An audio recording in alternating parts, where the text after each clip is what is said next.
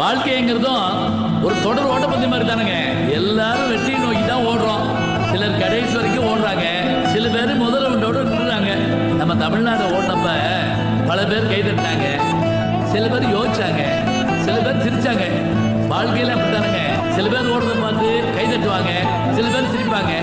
நம்ம தமிழ்நாட அவமானங்களை காதுல வாங்காம தன்மானத்தை விட்டு கொடுக்காம கடைசி வரைக்கும் ஓடியாந்து நின்னா பாருங்க, இவன் தாயா வாழ்க்கையில நல்ல இடத்துல வந்து நிற்பான்.